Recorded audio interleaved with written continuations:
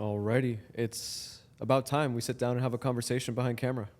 You know, man, it's I'm been excited. a So, Devon, as we jump right into this podcast here, I know your conversation of investing in yourself, as far as business, as far as identity, it's been just about a year, you would say. while. Yeah, correct. Tell me a little bit more. What is it that you do, so the audience knows? Well, I do a couple things. It's a long list of things, but to sum it all up, I own a couple different companies. The first one being Trading Buddy. It's what got me into the entrepreneur space. It's essentially an e-learning platform where I teach individuals how to trade. I have a coursework, I have a book on there as well, and I do one-on-one mentorship when it comes to the trading space. And then I also have Infinite HQ, which is a Amazon FBA storefront. So that's just essentially when you order Amazon products, you're going to end up buying from a seller like me. And then the third one is DME Agency. That's the newest venture to baby, essentially, and that's where all my focus is right now for the most part. I do, still partake in the other businesses, just we have leaders in place ready to kind of deal with the day-to-day operations. And DME Agency is in the healthcare space. We do credentialing services, consulting services, marketing services for healthcare professionals, specifically DMEs, which are durable medical equipment businesses. So we'll get them started from A to Z, whether they have no experience or they're already operating. We'll get them involved with Medicare, Medicaid, private insurances, things of that nature. Amazing. So from a young age, we're already in 3 different areas, 3 different industries. But for someone like yourself, how did this all play out? From the entrepreneur dream, someone might say, where do I start? How do I get started? Who do I listen to? What area of opportunity do I say, you know what, this is where I'm going to shift my area of focus? How did you know where to start? And if you don't mind sharing, how did you get started? Well, so I started off with trading. Okay. And trading wasn't really a business. It was just something I wanted to do, and I got into finance. I was pre-med in college, and then I switched over to finance, got my bachelor's in business, then my MBA. Didn't end up using them, but it was good to have in the back end. And essentially, once I started trading, I lost a decent amount of money the first year to 2 years just because I didn't really have any mentors or any real coursework to go off of. I was just kind of scouring the web for any information, and then I just learned firsthand through actually trading the markets. And then I went from there, and then once I learned a decent amount and I got to the point where I'm profitable, I ended up saying, well, you know what, I might as well make a business out of it, just because I had a lot of friends that were going to me, hey, look, can you teach me this, can you teach me that? And I was like, great, but I'm like, it's time to monetize this a little bit. So I came up with a coursework to eliminate the fact that I had to repeat the same thing 100 times. So I'm like, let's create a coursework. That way we have videos to reference to and have everyone watch. And then I did the mentorship for a little bit. And then that got me into business. But, once I got into that world, I realized I don't really know what I'm doing. I was 19 at the time, 18, Amazing. 19. So I'm like, well, just go on YouTube. I watch Ed Milet, Alex Ramosi, Tony Robbins, and I know he's a little different, Patrick, right? And I'm like, well, I'm going to watch any content that I can that are coming from people that are where I want to be. And that's what started it all. And then that just went down one big rabbit hole and then just kept on consuming great content. I eliminated all the noise that I had. Like, I used to be a big gamer. I used to play a lot of video games. So little by little, that trickled out of my life. And then I got into that and more business ventures, and that just took off. Gamer turns business. Yeah. So trading kicked you off as far as, is it the mindset of being dedicated to building something bigger than yourself? Or was it, hey, there's so much more out there, I'm just curious. Like, what drove you to develop that business? I know you said creating courses. Hey, I can create a system where maybe I can help teach others. But what made you continue down this path? Of course, not to today, but what made you stay focused? So not so much being focused on that, so to speak, because when I was pre-med, I had that whole little conundrum when it came to not knowing if I wanted to stick through being a doctor, because I wanted to be a cardiovascular surgeon. And that's a big difference. That's a 15-year commitment right there for school, and it's hard. It's not easy, dude. When I was in pre-med, it was very much long, not work days, but long days in school, studying for exams. And I was kind of struggling a little bit. I was like averaging just B's and C's, which isn't that good, especially if that's what you're doing in pre-med. When you're going to go to med school, you're going to have a lot of issues. And one day I sat down with the academic advisor from my school. I went to Nova, and she's like, well, hey, look, you have to make the decision now. It's your second year. Do you want to commit to this fully, or do you want to look at something else? Because I'll tell you what the next 10 years of your life are going to look like. She's like, look, it's going to be hard to hold down a job. It's going to be very, very difficult for you to have a social life outside of school due to the fact that, this is serious stuff, right? You want to become a surgeon. There's a lot of information you need to know. It's a lot of practice, a lot of volunteer hours. You need to have the work ethic for school. So she's like, you're not really going to make $1 for the next 10 to 15 years. And even then, you're going to have a very large loan payment because of school, unless you come from money, which I didn't. And she was very, very transparent. That was the first person that was ever that transparent. This was your advisor? Yeah, academic advisor. What a great advisor to have. And this is, literally, because I went to school already with like all my prerequisites done. I was kind of like a little scholar or nerd in high school. You were that guy? No, I was, look, for everyone that went to school with me, they're like, he just got far because he kind of knew how to play the game. That's literally all it came down to. Like that's a whole story for another day. But to sum it up, that's what made me shift over to business, because I'm like, hey, look, what's the opportunity cost for the next 15 years? Can I make more money elsewhere? Because for me, yes, I loved medicine and I loved helping people, and that's what I wanted to do. But I realized that about 50% of that ambition came tied to the salary that would have came from that job. And in my eyes, I'm like, wait a second, bro, 15 years, over $1 million worth of debt, and then you're going to be making about $250 to $300,000 starting off, but you have $1 million loan. I'm like, that doesn't make much sense. I'm like, if we divide that up to 15 years, I'm like, I only got to find a job that's going to make me $100,000, and I'm already going to be net positive with no debt. So that's the route I went. And then that's when I was learning how to trade, and then I got really good at it. And then I'm like, well, this is beautiful. So I stuck to trading, went the business route, got the MBA, and then just developed from there, really. Amazing. One thing led to another. So trading's still something you do. Yeah. I'd say, is it almost a day-to-day basis? Yes. Okay. Now, as far as juggling trading, DME agency, and also Amazon, I know we had a conversation just before this where you're shifting your gears here, but how does someone of, where you're currently at, your stage of life, juggle those three industries? How do you do it? Is it a team that helps you out? How do you stay focused? A big part of it is a team. Another part of it is, having a structured day out, right? So before any day starts, I start off the night prior, setting up all my to-do lists, all my appointments, all my meetings, all my calls. Everything is structured to the T. So that way there's never a guess of what I'm doing for the day. I already know what I'm doing down to the last 30 minutes. I'd say a minute, but it's not like that, because a lot of things happen in between.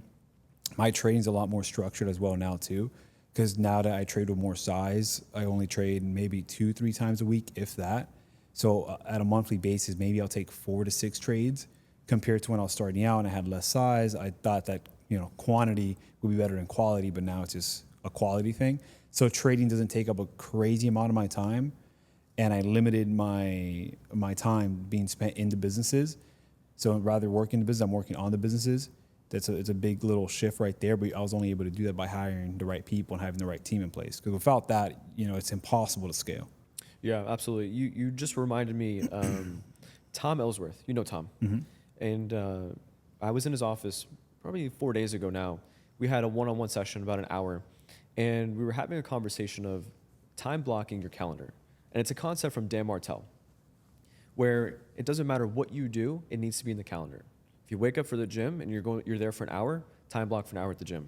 When it comes down to, maybe for myself, what I did, breakfast, getting ready, whether it's the affirmations in the morning, every single part of my life is time blocked on the calendar. Why? Because we'd have conversations and we spill into other areas. Guys, I'm trying to stay focused.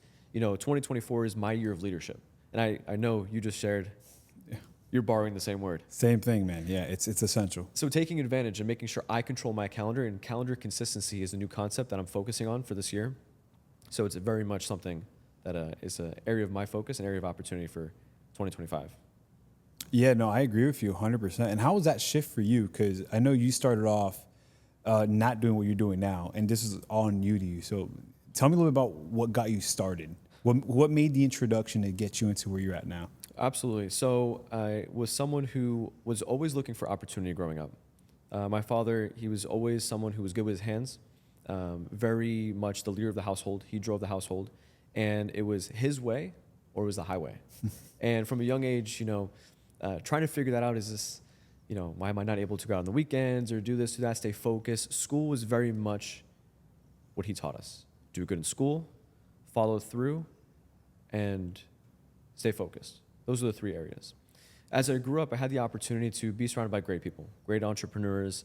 By the time I found myself in college, I started a software company. And it was just myself running from an idea to being surrounded by great mentors and a great vision. And I said, you know what? I don't know what direction I'm going, but I do know this is bigger than me, and I'm very intrigued. And it was something that excited me. It lasted for about 4.5 years. But what I know here today, I wasn't the leader I am today. It was very much a learning curve. Meetings. Every single Tuesday, I had a meeting with my mentor. If I was late or I didn't show up, mentorship was over. Why? He taught me accountability from a young age. And he showed me the opportunity for, hey, if you want this, you're going to have to get it. It's not an easy road, but it's a simple road. Stay focused, do what's necessary, and I'll show you the path ahead. He was someone who was in the biomedical field. He was in a total different field from software, but he taught me the fundamentals. The business model canvas was my best friend starting the company. That was a company that's no longer, we diluted about 3 years ago. But now, on the road here with Patrick Bet-David, Valuetainment, I am his senior business coach, help representing the Bet-David Consulting Division, and very much green. I never had a sales job before, and this is my very first coaching opportunity, but it's like an education hyperchamber. And that's what we say in the office. Every single day, we're going through rigorous trainings, conversations, modules, training new staff. We go through this, the onboarding for new members in the cohort. It is far rigorous because Patrick said, guys, we're going to be the largest and most influential consulting division in the world. And that's Patrick Bet-David. He's selling the dream, selling the vision. But from everything he's accomplished, it's gonna happen. It's a matter of time. So for myself, how did I get to this area of my life? Just staying focused.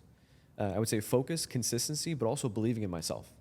One of the biggest areas of opportunity is knowing where I came from and where I want to go, and being very intentional with that. I would add one more area, and it's the identity part.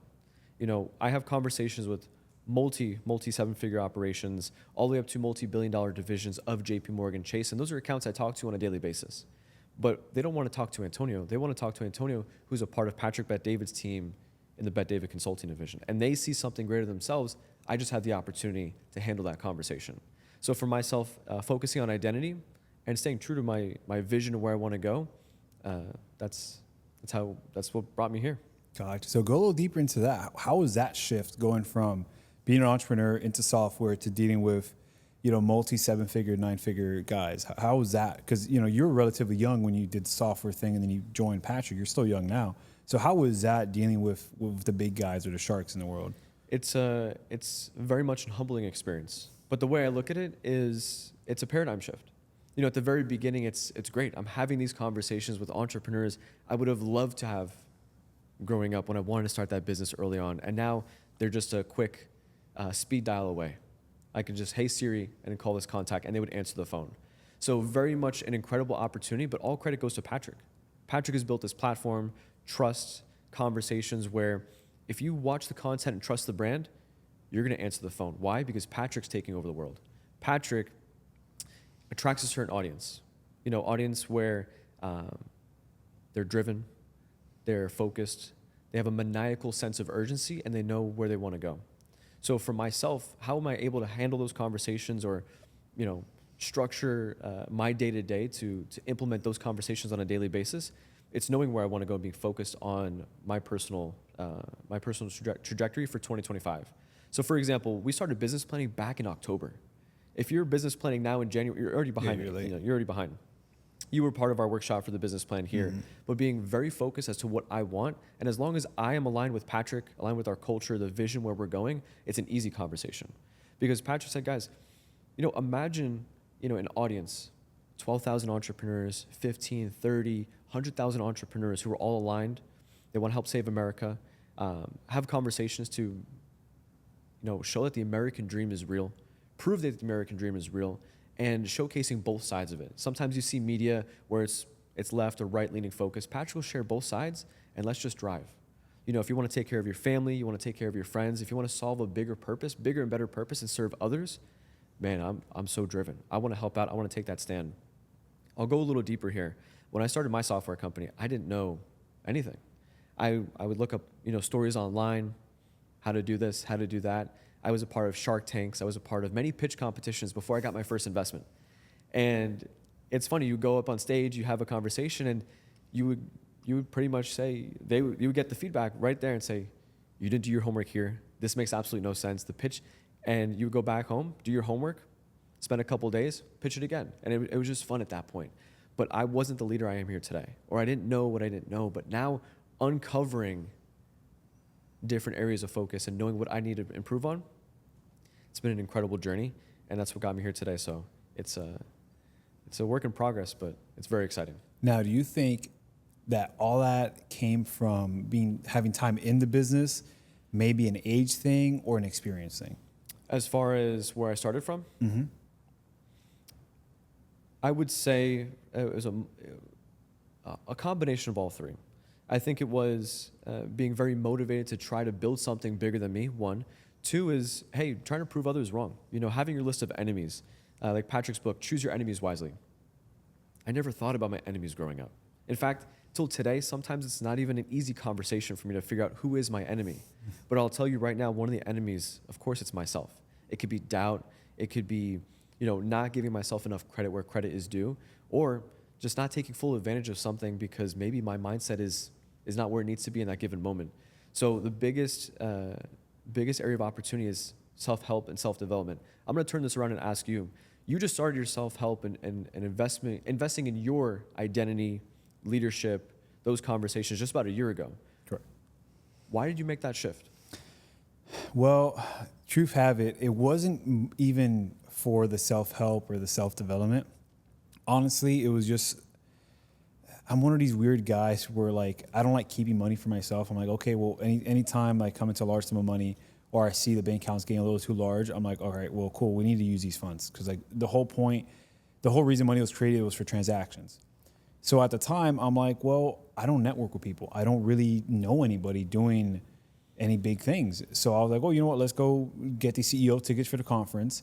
I'm not gonna lie to you. I did not expect any of the workshop stuff. I literally just expected maybe a one-day thing and a room full of people that paid the same amount for the ticket. So in my head, I'm like, well, at least I'm gonna meet guys that are doing great things.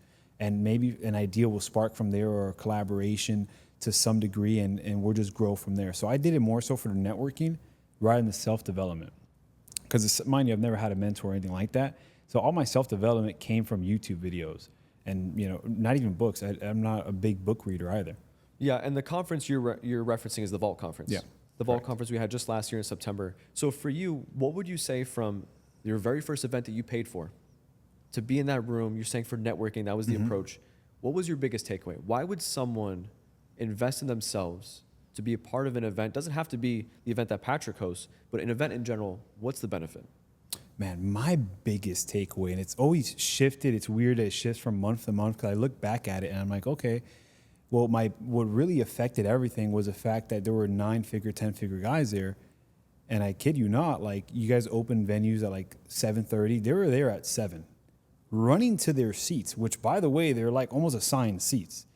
And just seeing them, like I've never seen a room full of millionaires, almost billionaires, running to get a seat. It's 7 a.m. This is like day 2. Everyone's running on 4 hours of sleep because by the time you get back to your room, it's 10, 11 o'clock. Right. You do a debrief for your team. It's 12:01. You got to wake up super early. I'm like, man, this is crazy. This just shows you that even at that highest level, they're still hungry. They don't think they know it all. They don't think that they have a chip on their shoulder. They're just there to learn and to improve, whether that's from the workshop, whether it's from a connection that they make there at the actual event. And that affected me the most. I'm like, well, hey, look, like I'm nowhere near where I want to be. And some of these guys are already where I would like to be. And they're still here. They're putting in just as much work, if not more work than me. So I'm like, look, we need to have a shift. We need to stay hungry at all times, which I've never had that issue. But seeing that in person in real life really changed a lot. Staying hungry at all times, Yeah. that shifted a lot for you. Yeah. So for yourself, would you say that shifted something for you in your development where you're going? Not saying you weren't hungry before, but seeing that in person, you could read books, we could talk about it, but seeing it in person, what did that do for you in your drive? I know you have a team. What did that do for you? It was more so seeing that it was obtainable because you have conversations with these guys. They're normal people. Like they'll go to Starbucks just like you. They'll go to the gym just like you. They'll have family issues just like you. And you never realize that till you have a conversation with a guy doing 10 times more than you. And you're like, well, there's nothing really special. Like, he's just another person that did the right things and implemented the right systems in place, and he was dedicated. That's it. That's all it came down to. It came down to the drive and their work ethic. Now, sure, some people had certain opportunities that propelled them forward faster than the majority, but they bleed blood just like us. They're normal people. People think about these guys that are making hundreds of $millions a year like, oh, they're unicorns. Yes and no. They're just like, you probably run into 2 or 3 of them or 5 of them a month, and you would never know because they're a normal person just like you. There's nothing, they're not 6'8", they're not 250, they're not, there's nothing really outlandish that sticks out. I mean, yeah, you can tell the way they carry themselves and their confidence for sure, but for the most part, they're just like you and me. And seeing that's very obtainable, I'm like, okay, well, then we're good. It's possible. I love it. That's all I needed. Yeah? Yeah. I'm going to go back to that here for just a second. But if you didn't have that shift, if you didn't go to the event, did you think these entrepreneurs are superheroes? What did you envision? Someone who's running, let's just say you said maybe $1 billion valued company, multi-$100 million operation. What did you anticipate that entrepreneur would look like? What's that profile? I don't know, man. I kind of almost thought they were moving around like a president to Really? some degree. I was like, because I've never ran into anybody. Like, yeah, I ran into relatively wealthy people, but no one doing 9 figures a year, let alone that in profit. So in my eyes, it was like, I haven't ran into anyone doing that. I'm sure maybe I have by extension, but not like a personal thing where I have a conversation with you or we problem solve or we do, one of the things from the workshop where you solve a certain issue, or you talk about certain things. So that connection wasn't there for me. And that's what I really needed. And I didn't even realize I needed it because I'm still hungry, and I was hungry before I got to the event. I'm still hungry now.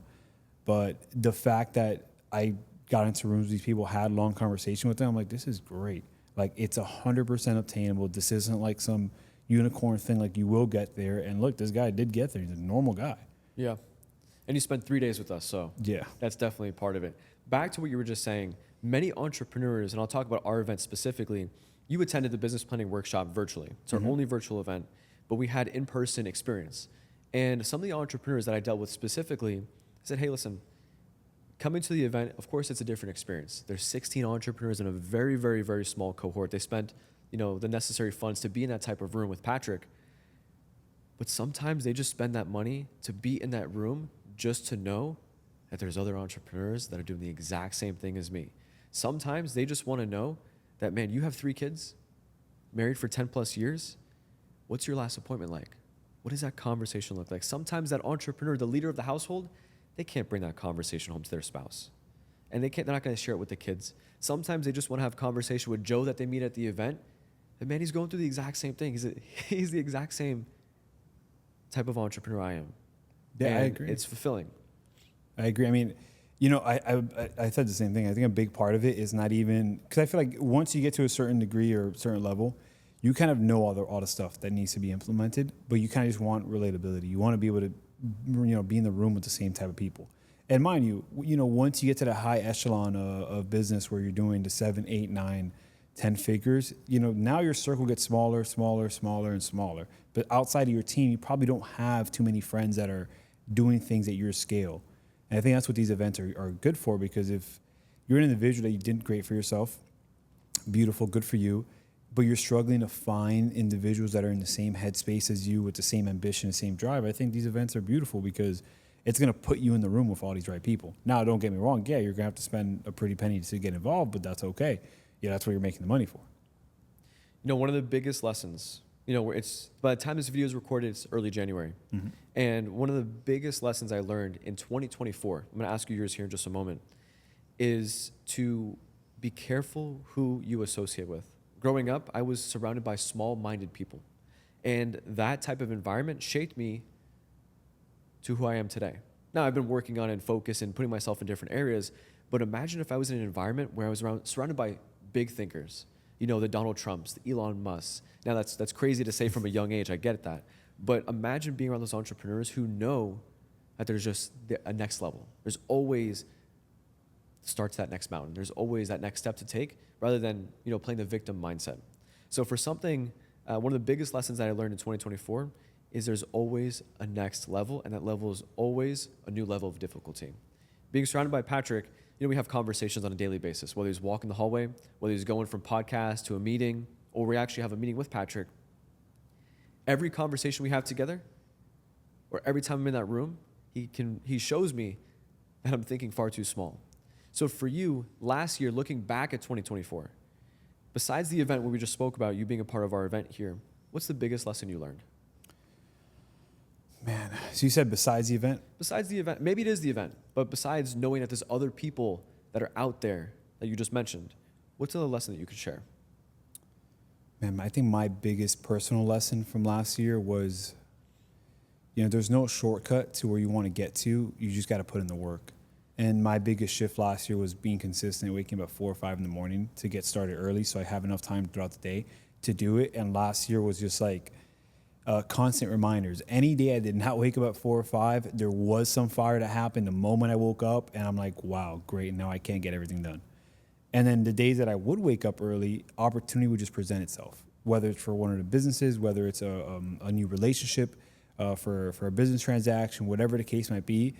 The return on me waking up early was insane. I'd get great connections, great transactions, great things would come up. And I'm like, you know what? I mean, it is what it is. We just got to put in the work. Like you say you want to do these things.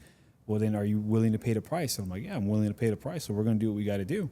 Mind you, that's tough and that takes a toll on your body, right? Because you know how it is when you're an entrepreneur, right? Not every single day is, cool, I'm gonna wake up by 4 and I'll be in bed by 7. So I can be asleep by 8 so I can get my 8 hours of sleep. Yeah, it doesn't work like that. Yeah, right. 80% of the time, you're realistically falling asleep around 10, 11. So now you're sub 7 hours of sleep and you still gotta wake up at 4, still get throughout the day. Some days are longer than most. And it's hard. By the time it's Wednesday, you're already fried. You're like, man, I've already put in like 40 hours worth of work and it's only Wednesday. But that's okay because you're not worried about looking at the clock. So that doesn't really matter, but it takes a toll on you. And then it just came into fruition where I'm like, hey, you know what? I'm willing to pay the price. I'm just going to stick to it. It's going to be miserable at first.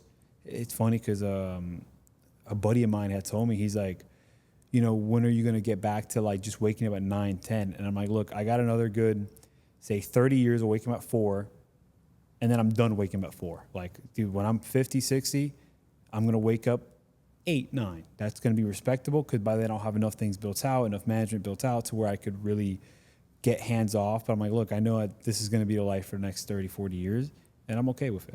It's perfectly fine. Yeah, and that could also be someone who's the small thinker, so be careful being around those people. But Yeah. Totally get it. So right now, we're in 2025. The year is ahead of us. You said your word is leadership. What does leadership mean to Devon? Man, leadership is just, you're the guy. You have to lead by example in everything that you do, whether it's problem solving, whether it's, going over hurdles, whether it's putting out fires, whether it's not breaking character, whether it's holding people accountable, having structure. And you got to lead in every way possible. A lot of people don't realize that. Look, it starts at the top, right? If you want to implement all these systems and all these things, they're going to look to you. Hey, look, is he doing any of this? No, then maybe we shouldn't either. Or they're not going to feel the sense of importance to it, right? Because, mind you, the reason that you guys could work so hard over there at Value Tainment and PBD Consulting is Patrick works that hard. He lives the life. He's not just telling people what they should do. He's living by it. So he's leading by example. And I think that's the biggest thing. My thing with the leadership is I'm a little too soft around the edges when it comes to team members and stuff like that. I let too many things go. And that just comes down to having personal friends working in the business and stuff like that. So I got to lead by example, hold people more accountable, and just better myself so I could better the team. Before I share my part, I want to double down on that. As far as maybe letting things go, you said being soft in your words here. Is that why let it go? Or why not address that conversation in the moment? Why not? I think it comes down to maybe I'm not the most confrontational person. And there's also the weird awkwardness of it's a friendship. There's also a work relationship. Interesting. And being young, there's confusion between whether, which one takes priority at what time. And for me, it's always been friendship. But the work relationship just struggles because, as a leader, you got to hold people accountable because, if you have 10 other guys performing, but you got 3 that are not, that's a big problem because those 10 other guys are going to start looking at me, bro, what are we doing with these 3 other people?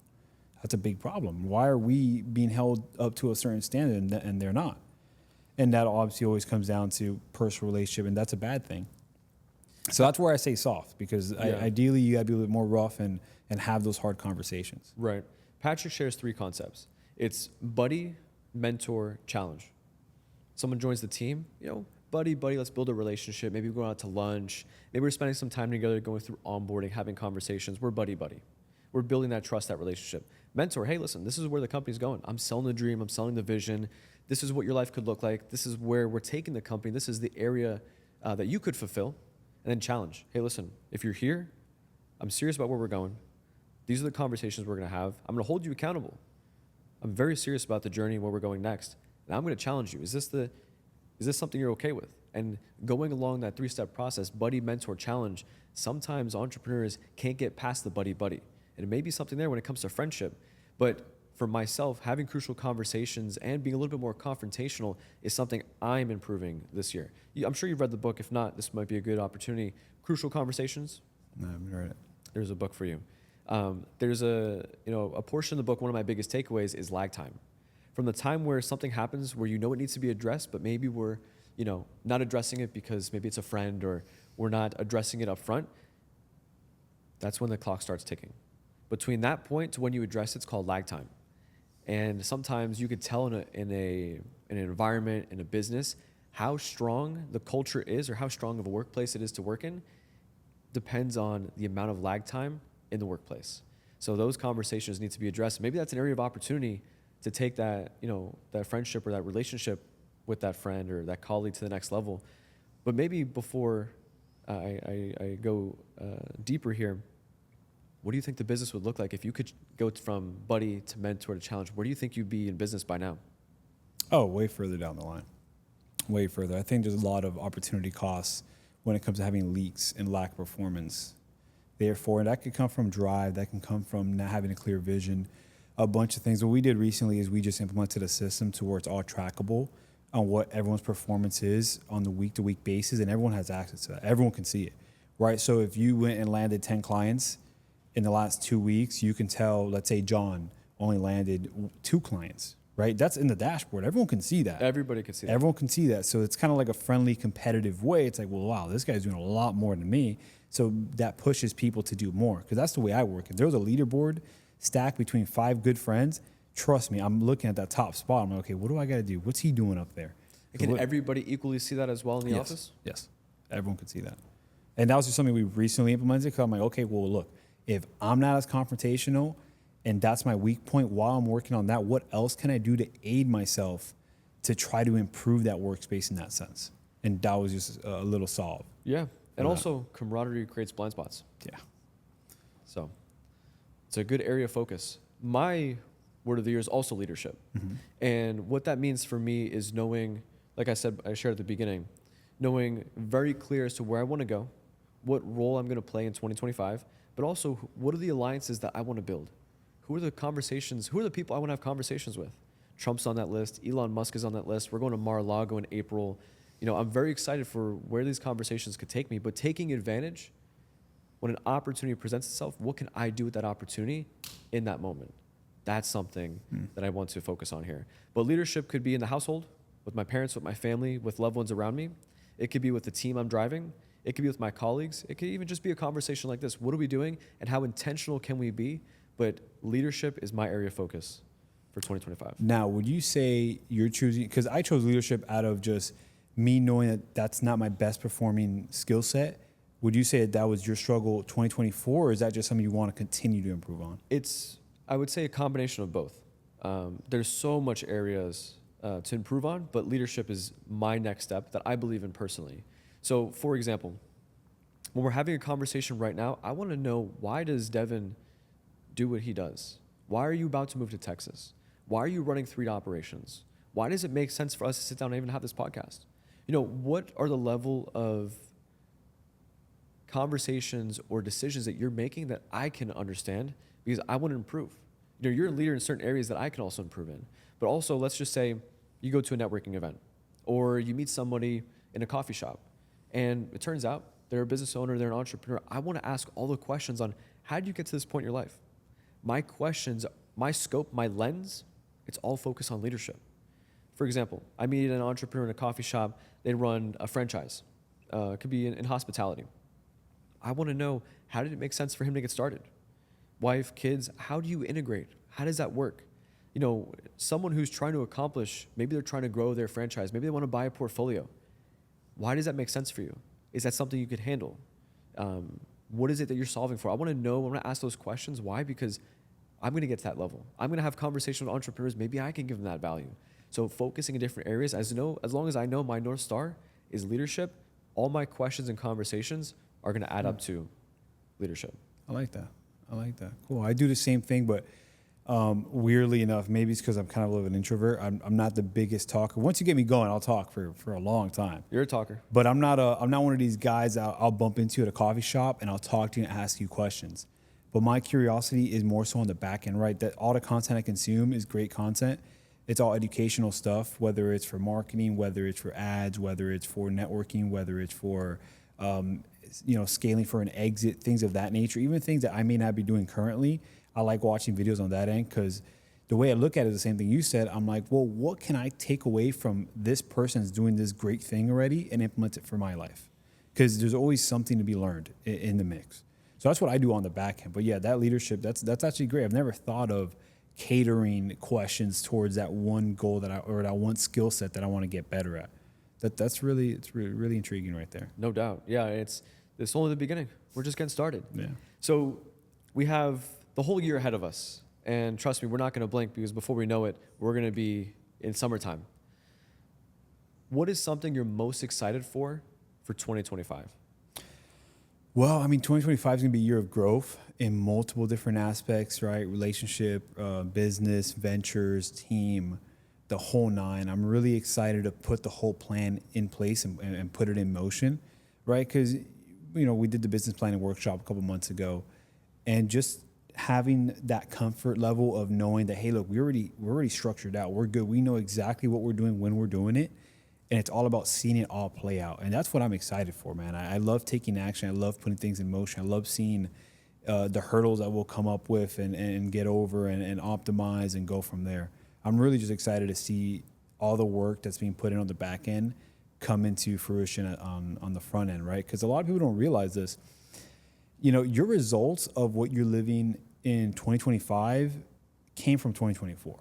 Tell me more. There's always a lag in between. And I don't remember who said this, but I got it from someone on YouTube or a book or something. Someone had said, like, look, where you are now is based off of all the decisions you made the last 12 months.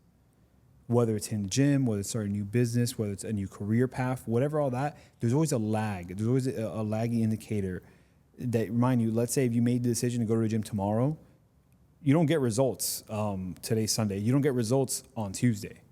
Right, you're going to see those results next year, 2026. I wish I saw them on Tuesday. So yeah, who doesn't, right? That'd be great. And once I realized that, I'm like, oh my God, you got to play the long game, because whatever I'm doing today, I'm not going to see the results till next year. So that's just one thing that always kept me hungry, and I found it true. I'm like, wow, all the great things that happen now is because of all the back end work I put in the last 12 months. It wasn't just because last month I decided to do this and everything kickstarted. That's just not the way the world works. So that's just my main little tidbit that I have from experience of implementing things and seeing results from the things that you implement. But everyone's so short-minded.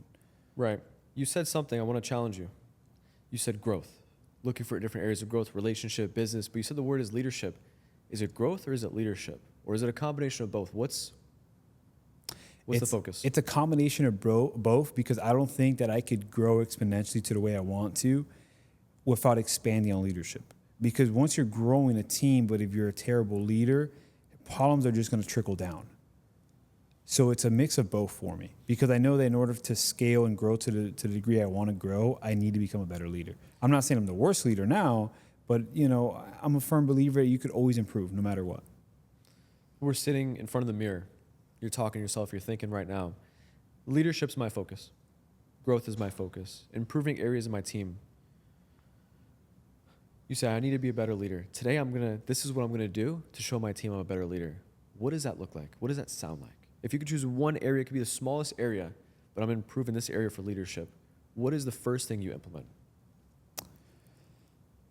I'd probably say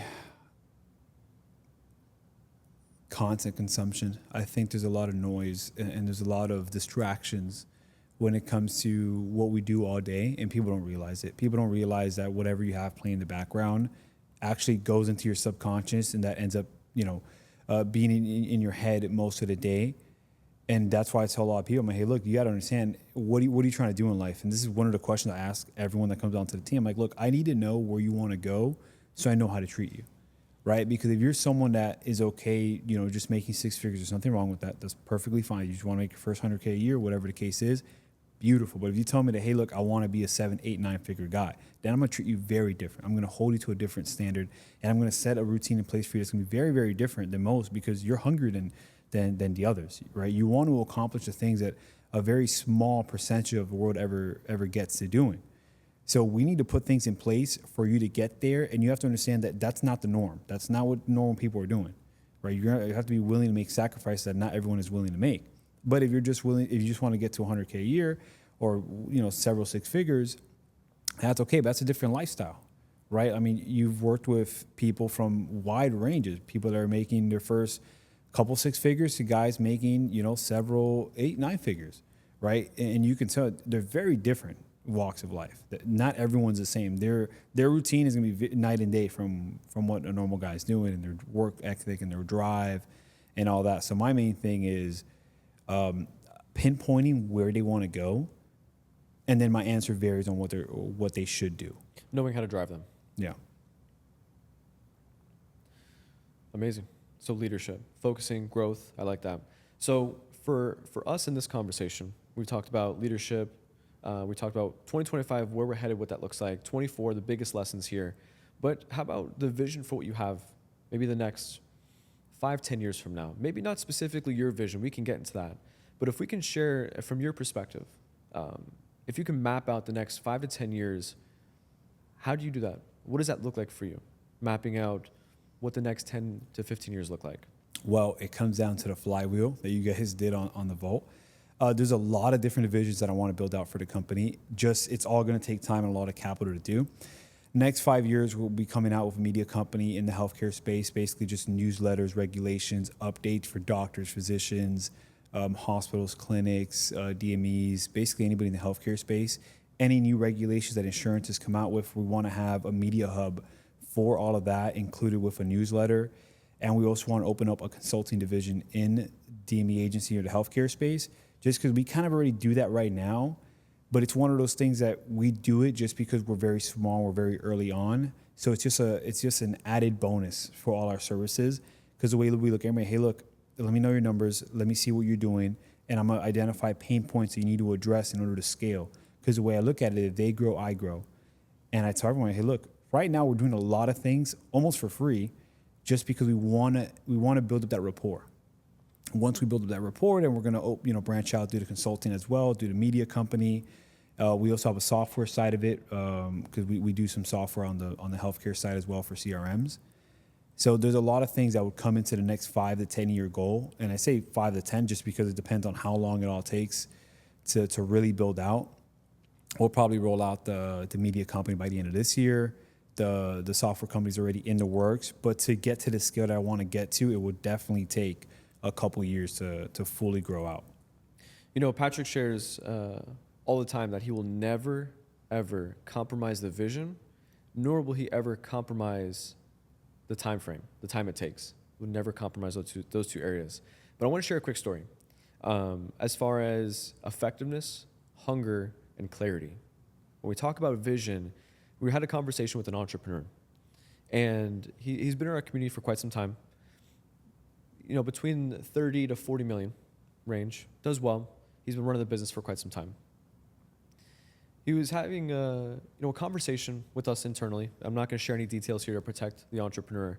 But as far as his effectiveness, his hunger, and his clarity, he's like, guys, I've been doing this for quite some time. I'm doing well. The business is operating, but it's a conversation of being a little impatient. It's a conversation of knowing I just want to get to that next level. I want to get there faster. And as we're processing, we're talking on the back end. And if you draw a staircase, the very first step is startup. You go a couple steps up, maybe you cross that first million, and so on and so forth. But if you can sit there and measure your hunger, your effectiveness, and your clarity at each and every stage, it's interesting the results that you get. We processed this in person. We said, okay, maybe at step 1, hungriness, effectiveness, and clarity, those are probably high numbers. Would you agree? I agree. Okay. Now, as you go up those levels, maybe you finally cross your first million, you finally get to, 3 to 5 million, you grade yourself again. Hungriness, effectiveness, and clarity. Give or take, each entrepreneur in every industry, of course, would be different, but the numbers start to change. You start to analyze, you start to go through it. Okay, maybe we finally crossed the 10 million, you're at a $15 million mark. Grade yourself again. Sometimes you lose sight of clarity.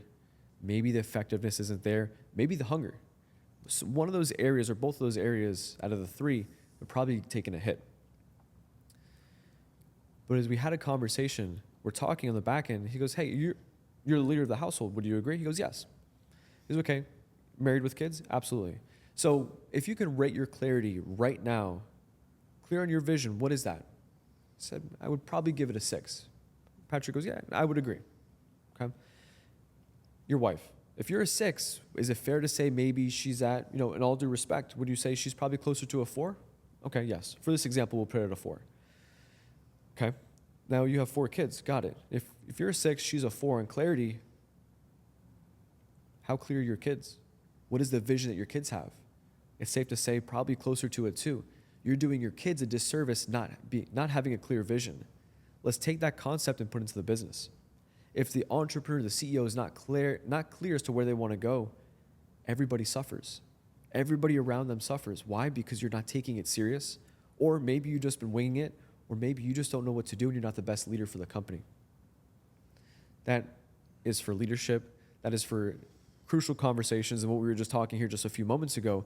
But it also goes to show, if you're going to be the leader of the vision, leader of the dream, leader of the opportunity ahead of us, you have everybody's hands on the same lever, or everybody's hands on the machine here ready to go. But if you're not clear, man, you're doing yourself a disservice. So that's a really big lesson I learned just recently. I really love that. And I'm going to ask you this question too, because I started doing that without even knowing what it really was. The same way when I identified opportunity costs and I shifted careers. It's very weird how sometimes we do things, we don't really understand the meaning of it till later down the years. You're like, oh my God, dude, I did that. And that was actually a really smart thing to do. I just didn't understand what it was. So tying it back down to what you said with being clear on the mission you're going, the vision, the effectiveness, how often would you say that you reinvent yourself? It's a really good question. Reinventing myself, my goal is monthly basis, at least 12 times this year. Wow. Okay. Now, how do I do that? Or how does one put yourselves in those environments to reinvent yourself? One of the biggest lessons, I just shared this a few moments ago, is taking control of my calendar. Calendar consistency, 1, I just reinvented myself there. Why? I'm more intentional. Hey guys, I have to do this. I know it's a breakout for social media and focusing on my accounts. 0 distractions. This is my next step. I'm being more intentional and focused. It's a non-negotiable. I know where I'm going. This conversation could wait. Perfect. I'm going to focus over here. So focusing in certain areas, that's one of the biggest things. How do I reinvent myself? Putting yourself in different environments. Putting on a suit and tie or putting on a suit and jacket and just going out there knowing I'm going to meet somebody. Whether I go to a local coffee shop, whether I go to a local meetup, or I go to, sitting down having a podcast, having conversations and realizing, the biggest lesson for you was just being around other entrepreneurs who just need to know there's other entrepreneurs like myself. But reinventing myself, it's a huge opportunity because the old Antonio, you had to kill him. You need the next best person. I know I'm not going to get to where I need to be, or I'm not going to be able to serve Patrick the way I need to serve him and the company and the vision we have where we're going to go without finding the next level of myself. I went to Tony Robbins. It was not last year, 2 years ago now, in November. It was Unleash the Power Within. I've never worked on any internal, never worked on any emotions or motivation or anything like that. It was a brand new area of focus for my life. And I'm not really one who needs to find that motivation. Sometimes I'll watch the David Goggins and put on some videos just to find it. But I went to Tony Robbins because 5 of us leaders in the Bet David Consulting Division, we went out just to experience it. See what this is like. There's areas of focus that I uncovered I didn't know I needed to improve. And it was a paradigm shift for me in that moment. I walked across fire. I met Tony Robbins. He walked me across the fire. It was an absolutely incredible experience. And I'll share a quick excerpt. I had surgery on my foot right before the event. Ooh. And, stitches were taken out. And at that point, I knew what was expected. You get to walk on fire at the event. I said, oh, man, I'm not going to be able to go. I had a steri strip on. It was, a week, since it's been healed, but I don't want to risk anything. I go outside, and, we're in the mindset, cool moss. So we're going outside, and out of thousands of people who are in front of me, I'm 10 feet away from Tony Robbins. My white shoes were taken off. I'm standing ready to go right in front of him. We have a quick, probably 15-second conversation. He goes, are you ready? Are you in your state? And he walks me across the fire. Man, that lesson I learned in that moment has changed my life forever. You have power over every single emotion. You have power over everything that you do. Something happens, car cuts you off in the middle of driving here for the podcast. Something happens where it's not dangerous, but man, that would have triggered me months ago. You immediately have control over those emotions. Or when you're going through something, it's not working the way it needs to be. You're solving a problem in business, you're leading somebody, you're having that crucial conversation, you're going to focus on it for this year. But you realize, you're like, holy smokes, I'm not reacting the way I used to. I'm a different person from that. It's just the being able to take control of your emotions and knowing there's a bigger and better shoe I'm going to fulfill. I'm going to do it month over month and being focused on it. That's how I reinvent myself. I like that. And I had to bring it up because that's really, really important for the audience. I think a lot of people get stuck in stagnation where they're just not improving. They're not also declining either. They're just staying stagnant. They're doing their everyday task, whether it's a 9 to 5, whether it's they're in their business, but there's no actual growth, and they never care to ask themselves, okay, well, where was I last month? You need to do an identity audit for yourself on the things you mentioned, right? The clarity, the vision, and the effectiveness. Clarity, hunger, and effectiveness. There you go. That's super, super important because you have to know whether you got to reinvent yourself, and you have to have a clear vision on where you're trying to go. Because if you're saying that right now, you're a sub 6-figure person, and you have, let's call it 20 hours a week of free time, but you're telling me you want to be an 8-figure guy. Okay. And you got 20 hours of free time, okay, well, what do you do every day? Okay, well, I play 4 hours of video games, I hit the gym, I eat okay, I work for 6-7 hours, and that's it. Now I'm like, well, look, right there, you're not going to get there. Like, do you know what these guys are doing? And if you don't know, then go find out, right? Go pay to get into these rooms so you could talk to these individuals, see that it's real, see what it takes to get there, or even just watch YouTube videos. Like most of these guys will tell you, right? Hormozi, he's really famous for he works whenever he wakes up, but people don't realize he says, he's like, I'm effective when I work. It's not that I wake up whenever I want and I just work. He's like, no. I usually work in a closet and there's blacked out windows and there's no phones, there's no nothing, it's just me and the screen or whatever task I'm doing, and that's it.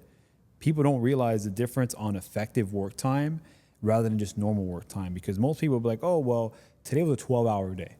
But in reality, if you do an audit on your time, you probably only worked, in reality, 3-4 hours. 3-4 hours of quality work that's actually moving the needle and propelling you forward. And to tie that back into the whole identity audit or the reinventing yourself is you need to know where you're at in that scale, right? Are you really being effective with your time? And if you're not, what do you need to do to improve, right? Do you need to start cutting things out of your schedule? Do you need to start limiting interactions with individuals that aren't in the same headspace as you to propel you forward? There's just a million different things that people don't realize that affect them day to day. Because think about it, if you're burning 2 hours a day, right? That's 14 hours a week. That's 24 hours every 2 weeks. That's 48 hours a month. That's a long time. That's over 400 hours a year that you're wasting. And people don't do the math on that. And I think the math is very, very important. And this isn't coming from a math guy. I'm like, I tell everyone, everyone always thinks you're a trader. You got to be a math whiz. I'm like, no. I just understand numbers and money. That's it. I'm not a good math guy. Don't ever tell me to do calculations in my head because it's going to go awful. I'll be counting my fingers and my toes. Oh, yep. 100%. Or I'll be, no shame, boom, pull out the phone, calculator, boom, boom, boom. That's your number. Yep. Oh, why don't you do it in your head? Like, it doesn't matter, brother. Look, if you're good at math in your head, that's what you do. I'm not good at it, so I play at my strengths. ChatGPT is my best friend. Oh, man, I have a team member that all he uses is ChatGPT, and I always tell him, my brother, you gotta start thinking for yourself. ChatGPT is amazing, and it cuts down the work time. But I always try him. I'll have conversation with him. And I know he's there. I know he's not fully relying on ChatGPT. Right. But it's very intriguing because I saw there was a video, there was a study done. I think it was a Harvard grad that was getting a finance job, and he had ChatGPT his way through his exams and stuff like that when it comes to coming up with information. And he was sitting with like the VP of the company, and the guy was asking him just normal questions, just picking his brain about stuff, and the guy was lost for words. The guy just couldn't come up with anything. And then the guy started asking, okay, well, what do you do? How do you normally solve these problems? Oh, I ChatGPT this and that. And it found out that ChatGPT was actually doing all the thinking for him. And he became so reliant on it that once he got into the field, like, yeah, virtually behind a computer, he was great. He had all the answers. He knew how to carry himself because he's reading a script, essentially. He knows how to solve the problems and move forward. But in person, in a real life interaction, he struggled. He couldn't have normal fluid conversations. He couldn't just go on a whim like we can. And I think that's going to be a major issue moving forward. But again, you guys at Valuetainment, you guys are very, very strict when it comes to who uses ChatGPT for what task, and that's amazing. You guys got to talk a bit more about that. As far as in which area? Just leveraging, tools and opportunities? Yeah, how do you guys, or do you guys maybe not limit this at all? Do you guys limit the use of ChatGPT or AI to do tasks? Or are you guys just like free reign? Like whatever you got to do it? I'll share two areas. One is the hiring process. We'll talk about that. And one is leveraging your tools. Leveraging, if it's AI, it's inevitable. If you don't leverage it, you're going to be left behind. Now, not to the point where you're talking to people and you have to chat GPT a response or your area of work. That's a different conversation. We'll go to the hiring process for just a moment. There are 7 steps to be disqualified before even being a consultant or coming into the Valuetainment community, Valuetainment family. Part of the hiring process, you have to build a business plan. You have to read one of our books. You have to go through these 7 steps, meet with myself. I'm part of the recruiting process. And your responses goes through an identifier to see if this is actually genuine or if you use artificial intelligence to help write this. Why? Because we want to know you're going to be talking to entrepreneurs. You're going to be trusted with the Valuetainment brand, the name, the Bet David Consulting under Patrick's brand. We need someone who can actually step up to the table. We don't need someone who can rely and try to fake the opportunity to get here. We had like Patrick, Tom Ellsworth, Will Gadara, our expert operators have raised millions of dollars, sold hundreds of millions of dollars worth of companies, almost $2 billion. Tom Ellsworth, $2.2 billion. We have real life entrepreneurs who have lost the money, raised the money, sold the companies. So you don't have to make those mistakes. We don't need someone utilizing artificial intelligence and trusted that they're giving the right advice, meanwhile they're leveraging an artificial intelligence. That's one. But 2, of course I'm going to leverage those tools. Of course, if I need help in a certain area, I have a couple of questions. I'm talking to an entrepreneur in a specific industry, very, very, very niche. You better believe I'm on ChatGPT understanding a little bit more about what they do behind the scenes. Maybe it's helping me out with a question. Maybe it's helping me out with understanding a little bit more of the field so I can better gauge how to approach and challenge this entrepreneur, think more about what's next for them, and also just to have a higher level conversation. Of course, I'm leveraging the back end. But I want to share something. I want to go back to something you just mentioned. It says it on this ring here: out-improve, out-strategize, out-improve, out-strategize, outlast. And the conversations with many of the entrepreneurs that we have is back to what you just said, knowing where they want to go, but out improving. Back to what you were just saying here about reinventing yourself. Mm-hmm. And it's knowing that at each and every level, there's different challenges that you have, but it's also staying focused. Back to the entrepreneur, you said they're playing video games. They have 20 hours of free time. That person is either lost or that's their identity. That's where they want to be. But when it comes to Valuetainment, what we do, it's always knowing that there's a next version of yourself. It's just how fast you want to get to that level. One of my biggest fears is not finding Antonio's full potential. And it's not knowing who I could become as long as I stay focused and drive and find that next level of myself. Finding that full potential is something that means a lot to me, what I'm focused on. Now, what do these conversations look like with these 9-figure guys? You're trying to help problem solve or identify what's their next step or what they need to improve on, right? So how does that work? Also appreciate you answering the whole thing. People don't understand. Essentially what he said is that they have a qualifier, right? Look, once they get through the hiring process, they're essentially vetted to where they're not going to be using ChatGPT for 80% of their work. So they have free reign on using AI just to aid them because they're already qualified individuals. They know that they're not the type of people to just, have a brain dump of ChatGPT stuff on their head. So great, but tying it back into those conversations with these sharks that are doing amazing things, do you guys have like a checklist? And if you can't share it, that's okay. Do you guys have like a checklist or a series of questions that you guys may ask these individuals on what are their issues or what they could improvise? 'Cause I'm sure you've probably ran into times where some guys would be like, hey, I'm just here to network. Everything's actually going great. We have no problems and we're still growing. What are both scenarios like? We're not for everybody. The conversations that we have, I turn away more people than we end up doing business with. Why? Because they're just not at the level where they're coachable. They're not at the level where they could actually afford that next step in business to be pushed to that area, whether it's their identity, whether it's where they want to take their business, or maybe they're just not a good fit for the community. One of the greatest things about what Patrick has built, our flywheel, all our businesses, all our 9 different divisions, they're all integrated. You watch the PBD podcast, sooner or later you're gonna buy some merch. You're gonna download the app Connect. You're gonna come over to Bet David Consulting, Valuetainment Investments Group, all these different areas on our flywheel. We have thousands and thousands and hundreds of thousands of people watch the content on a daily, monthly basis. There's so many people who don't know about Bet David Consulting. There's so many people who don't know about what we do, why we don't advertise it. We don't need to. We don't want to. Why? Because we attract a certain audience, like I was mentioning before with Patrick. So when it comes to the entrepreneur who, let's just say, they're not a good fit because they know what they know and they're okay following their own, guidelines, their own vision for what they want to do, perfect. Not a problem. Thanks for watching the content, trusting the brand. We appreciate you. You're the best part about Valuetainment. Thanks so much for being a part of it. This is my personal number. Any questions you have, I'm your point of contact. I'll be more than happy to take care of you. Perfect. I know we'll be in contact with that person. Maybe they're not ready now. Maybe in a couple months or maybe a year from now, I'll re-engage. But there's the entrepreneur. You say sharks. I view him as a normal person. Patrick was just talking about a conversation. And I'm going to directly ask you here. From an entrepreneur who runs a $100,000 business to an entrepreneur who runs $1 million business, what's the difference?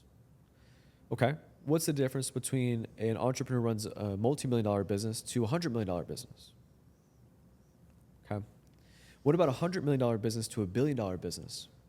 What do you think the answer is? What's the biggest difference? I'm going to narrow it down to the Shoshin mindset and just always have the beginner mindset and that you don't always know it all. So you're always constantly reinventing yourself. You're always open to new information, to new individuals that are willing to give you a piece of advice or here or there. I think that most of these individuals, and correct me if I'm wrong, they're always open to advice. They're never closed off. They're very receptive to information. And I think that's what the big differentiator is between the guys that really make it and the guys that are just coasting and don't make the cut. Yes, but no. The biggest difference is they solve a bigger problem. Okay, let's go a little deeper. We'll talk about Trump. We'll talk about Elon Musk, Tim Cook, large CEOs that you know exactly what they do.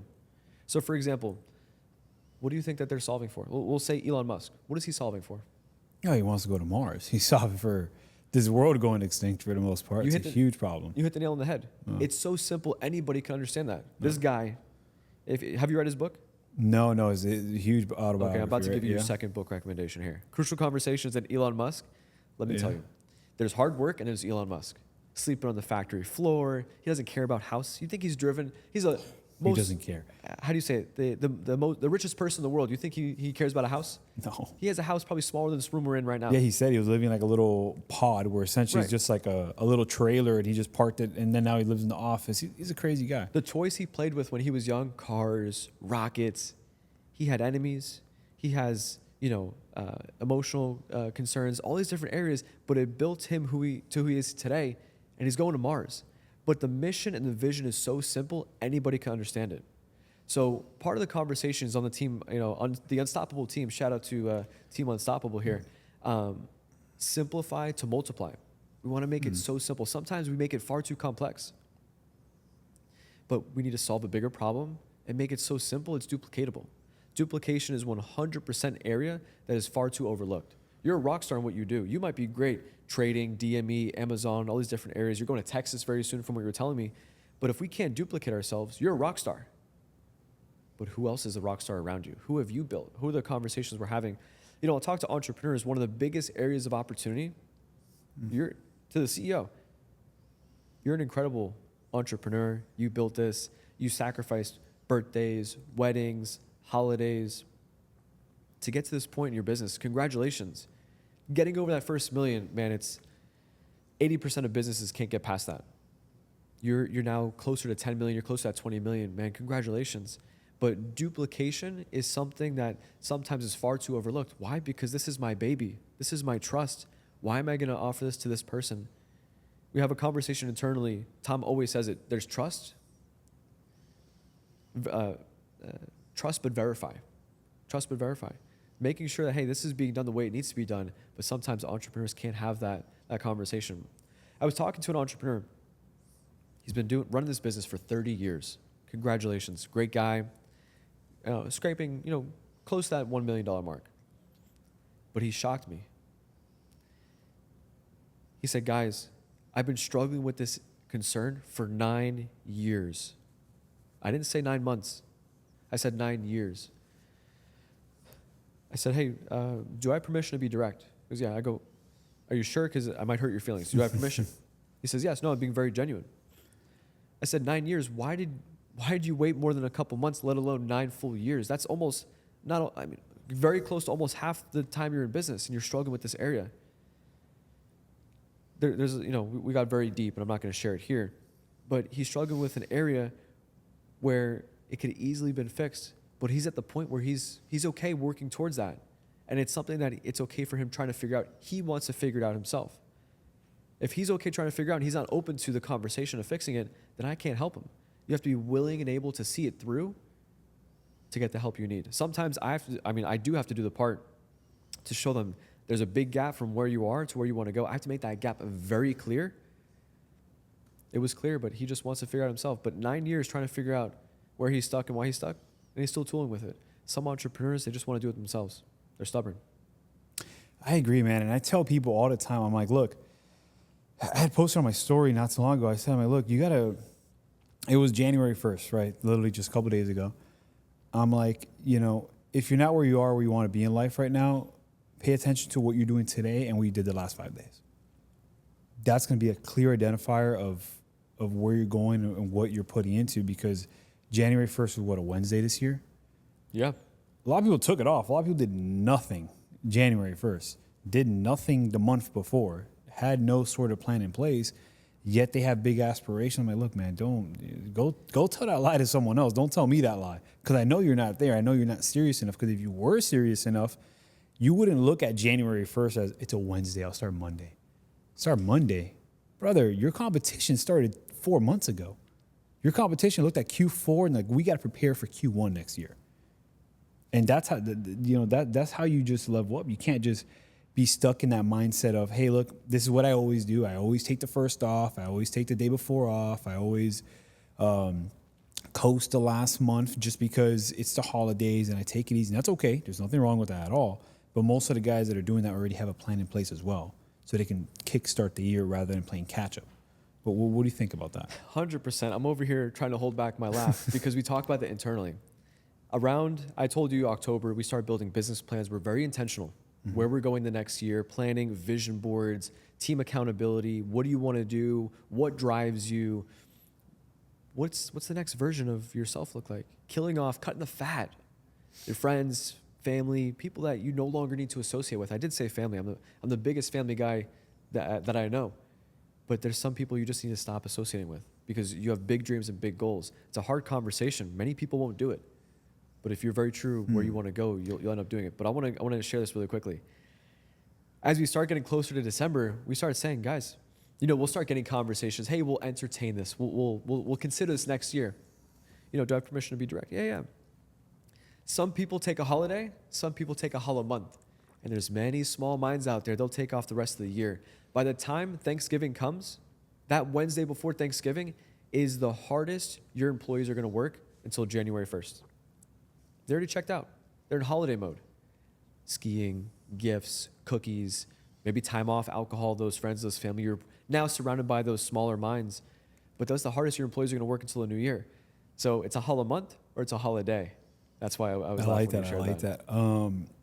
I want to go back to you were saying, do you have those hard conversations with, let's say, friends that aren't keeping up or aren't in the right headspace, or do you kind of let them like trickle off? What do you do on that end? I'm curious. If I'm friends with somebody who's a small mind, do I address it or do I slowly stop associating? Is that the question? Correct. Patrick shares this multiple different times throughout the year. And we had this one conversation. It's almost like a goalpost, right? On the top of the post are the friends you know you need to be friends with. The entrepreneurs, the big thinkers, the mentors, the coaches. But everybody underneath that goalpost are the people that are holding you back. Someone you met at the coffee shop, a very, very, very long time friend, maybe a family member. It's hard to say that. It's a little bit weird for me to say that. But the people underneath that goalpost, those are people you need to stop associating with. You have big dreams, big goals. You're associated with someone, maybe you're doing drugs or alcohol, and you're an accomplice because you're with them and you ruined your life because of a small little decision. You could have just stayed home that night and worked on the business, did your vision board, but you decided to make them happy and spend that time with them because we're lifelong friends? No, not. Are you kidding me? No longer. But associating with people who I know are at the next level ahead of me. What does that mean? Oh, you run 2-3 businesses? Man, I want to be your best friend. I want to know how you juggle it. Your wife and kids, I'm going to be there one day. I want to know how do you juggle that? How big do you think? How do you get to that level? What does it mean to keep driving day in and day out? I want to go here down this tangent for just a moment. It's very easy for me. I'm going to talk about myself here for just a moment. It's not about me. It's all about Patrick and what I'm saying here. But I'll work day in, day out, weekends, holidays, birthdays, and we always say that. You're going to have to miss a couple birthdays to get to that point. This is not cliche. I'm being serious when I say this. But if you're very clear on where you want to go, and I know you are, you've told me this personally, you're going to miss birthdays. You're going to miss holidays. You're running 3 businesses. I guarantee you've missed something in the past, few months where you say, I wish I was there. I know it. But if you're very serious as to where you want to go, you're going to be very serious as to what you want to do. Patrick Bet David, he's working day in and day out. He just sold his company for over, $250 million, $300 million. 20 years, over 60,000 insurance agents, world renowned in the area of insurance. But he's filming podcasts. Tony Robbins flies in on his helicopter. We just bought an 11-acre campus. We're going to house 2,000 employees. President Trump was in our office. We had a conversation with President Trump. We're 1 degree away. It's incredible these conversations we're having. But all that credit I'm giving to Patrick. I'm not taking any of it. That's not me. What I'm saying is people who are far more intentional, this is an attractive conversation we're having. You definitely resonate with this. But that allows me to go into the office on weekends. Early Thanksgiving, I was in the office. I didn't have to be. Of course, I'm going to see my family. But I was working on my clients. I was working on where I want to go. I have big dreams. I know where I'm going. So do you. I'm going to work those days, those weekends, those holidays. But if Patrick wasn't at the top, he wasn't interviewing. He wasn't driving as hard as he's driving. He wasn't having these big conversations, making us think and showing us how my vision can live fully fulfilled within his vision. Oh man, that intrigues me. That fires me up. But if that didn't happen, do you think I would be there on weekends? Do you think I'd be there on holidays? Do you think I'd be driving and pushing the numbers and the conversation I'd be having and have this level of excitement? No. Okay. Let's circle that back to the entrepreneur. If the entrepreneur, the leader of the vision, can't sell that dream, that vision, do you think your team's going to show up? Do you think your team's going to operate the way that they need to operate to fulfill the vision that you're pushing forward? So the conversation we have, Will Guidara, you met Will Guidara from the Ball Conference. Great guy. Number 1 3 Michelin star restaurant owner in the world. I had the honor and the opportunity to go alongside Patrick to go to New York and sit at his restaurant. He sold it at this point. But from the unreasonable hospitality being in that room, man, it was incredible. Man, it was out of this world. It was an incredible experience. We left hungry because it was a vegetarian restaurant. But being in that room, Will Guidara teaches the concept pre-meal. What are the conversations we need to have before we open doors for lunch, before we open doors for dinner? It's like halftime show. You watch football. Yeah. Barely, because you're always operating. You always tell me that, sometimes you'll put it on. But it's like during the huddle, it's halftime. We're down by 20 points. What do you think the conversation is in that huddle? Not how can we score more points? That's the obvious. That's the given point, right? But it's why are we here? What are we doing, John? What's the coach knows how to drive them. It's that mindset. It's that motivation. It's that level of, don't worry, we're gonna dominate. And sometimes you see after halftime show, the football team comes out and they win the game. Why? Because they dialed in that mindset. So sometimes it's just that vision, seeing it through and making it make sense. A lot of things we're talking about right now, odds are the entrepreneur watching this right now, they've heard most of this. But if I say something where all of a sudden it clicks, that's when they say, you know what? I like this guy. Or I like that guy. That's why people come to events. That's why people come, Tony Robbins, Patrick Bet-David, Grant Cardone. Why? Because they're experts in the field and the entrepreneur is attracted to the message. So I wanted to share that with you. That was definitely a big mindset shift for me. To add a little bit to that, for everyone watching, if you like something you hear, write it down. Like, that's the only way you're going to remember it. It's the only way you're going to be intentional about it. Like, I can't tell you the amount of times I've watched a bunch of different videos and then I'd forget literally 30 minutes. I'm like, oh my God, bro, what was that good takeaway from it? And from the first day I missed out, I'm like, I'm writing it down in my notes. And then I'm going to resonate with that because I need to implement that. If it resonated with me, maybe it's a message that I need to listen to or I need to look deeper into, find a book about, you talk about Will Guidara. I never thought that I would care about hospitality. Let me tell you, amazing, amazing guy, great book. So many practices that people would never think that they have to implement into their business because he's a restaurant guy. Most guys are gonna be like, oh, but I'm an electrician. Like, why would I need to implement hospitality? Brother, you're missing out. Let me tell you. It's universal. Yeah. Everybody who runs a business, you're in hospitality. I want to share a quick story. I know you were going somewhere with that, but I want to share a quick story. Is that all right? Yeah, good. So Will Guidara, we have a monthly mastermind with Will, and he's talking to someone in HVAC. If you would agree with me, HVAC, it's not an attractive industry, right? And the entrepreneur's talking, hey, I've done this, I've been well accomplished here, I've been running the business for almost 10 plus years. How can I just build a more hospitable environment, culture, giving back? How can I be that person?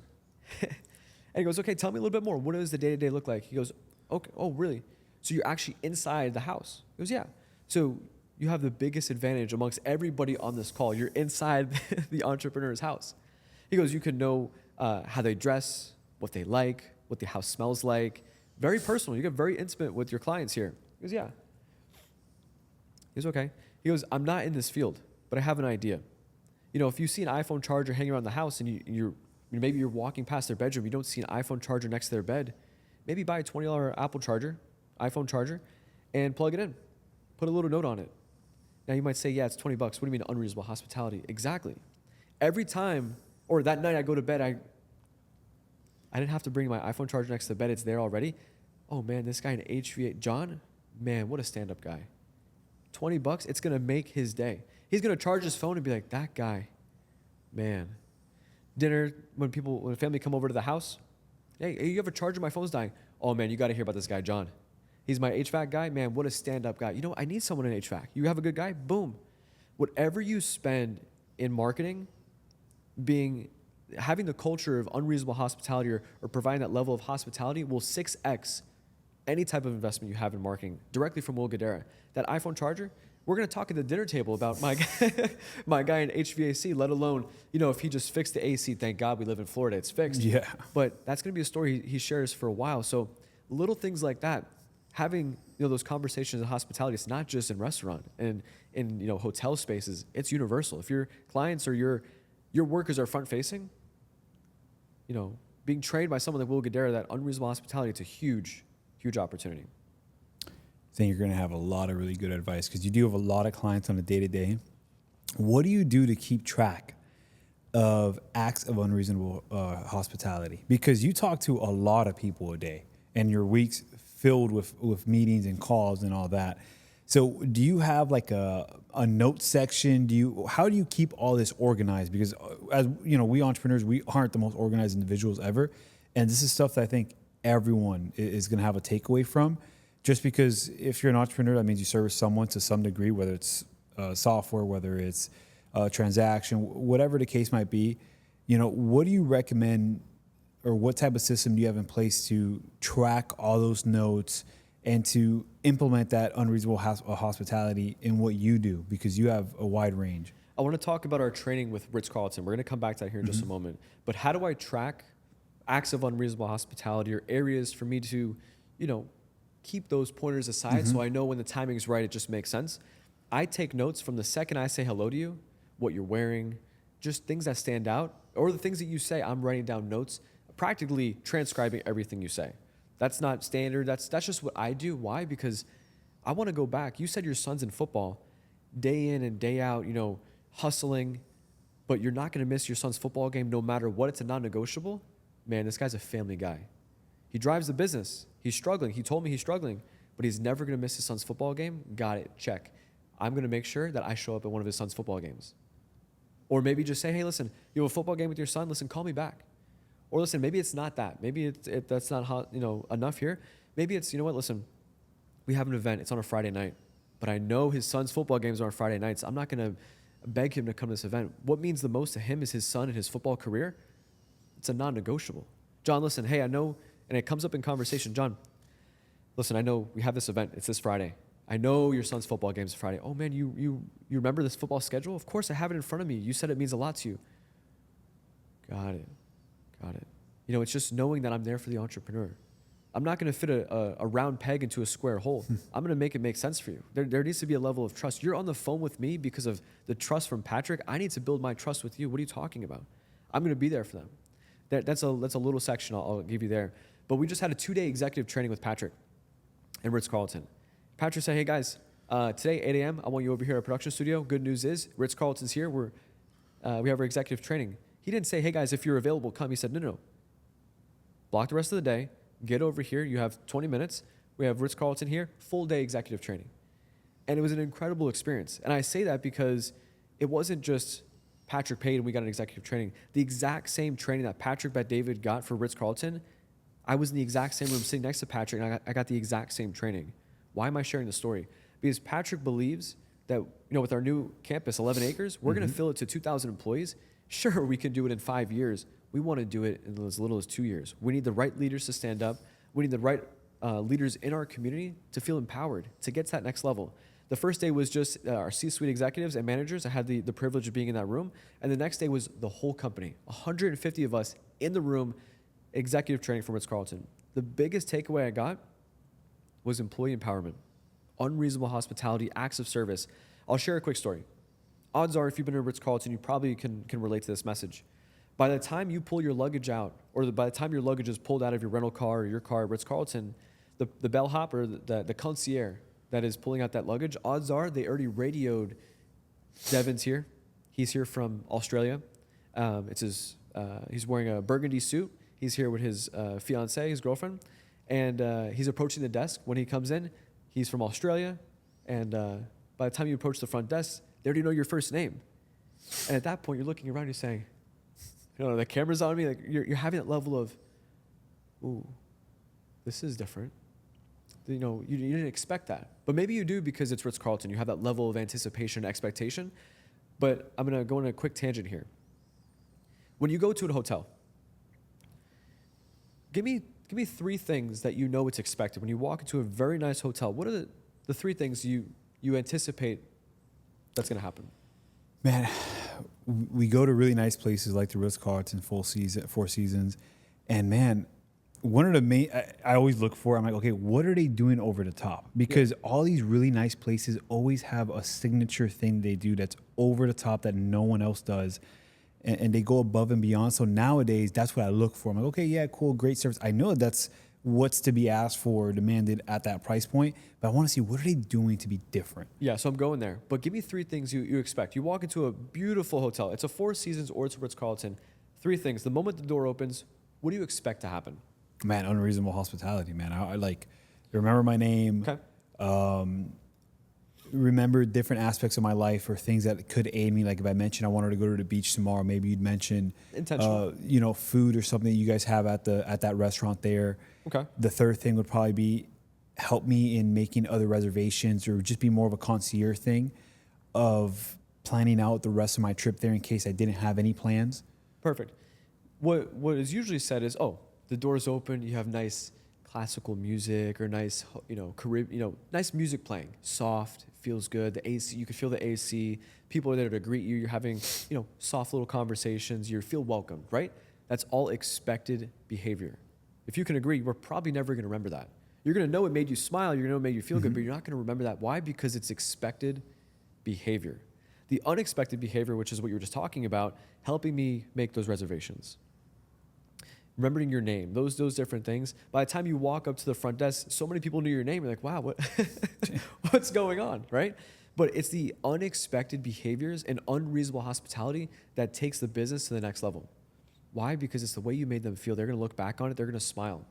There was a story our trainer for Ritz-Carlton, she shared, that this little boy, they came in, I'm not sure where they came from, but we'll just say, an island. It was mom, it was dad, it was the son. And the son had this little teddy bear. It meant the world. Had a beautiful time at the resort, but last day, the little toy was misplaced. Guess who found it? Loss prevention. Security found this little toy. After searching, for a couple hours, they finally found the toy. But the father said, listen, whatever it takes, before they found the toy, if I have to buy it, if you have to ship it, here's my credit card. Sent the credit card to loss prevention, to the front desk. And said, whatever it takes, I need this toy. It means the world for my son. You know what they did once they found it? They could have just easily said, you know what, it's here. You come back and get it, one. Or they could have easily found it and said, they probably forgot about it. We'll just put it to the side. Or maybe, close our eyes, say, oh, we checked this room, but didn't even look deep enough. And, kind of normal behavior you would expect if you lost something. Oh, shoot, someone probably took it. But what Ritz-Carlton did, the employee was empowered. This is loss prevention, have it. They took this little boy's toy and they created a whole experience for this little boy's toy. They took the toy for surfing lessons. The toy was hanging out by the pool. They took all these different photos, and this is a young kid. He's playing with a small toy. It's a young kid. But guess what? Whatever the name of the toy was, he said, so-and-so spent time at the beach. So-and-so went surfing. Guess what? They got the toy back, and they got a little photo book. Mm-hmm. To see the little toy went on this little vacation for the summertime. And that story went viral. Guess what happened to Ritz-Carlton? For the next year, the hotel was booked out max capacity because of that story. Wow. The act of unreasonable hospitality from loss prevention booked their hotel out for the full year. What an incredible story. Now, guess what? If that loss prevention guy doesn't do it or doesn't make that initiative, what does it do for the company? Nothing. But guess what? Ritz-Carlton hires the genuine care. I want to ask you a direct question here. Can you teach somebody to have genuine care? Or does genuine care come innate? Is it just something that you have within you?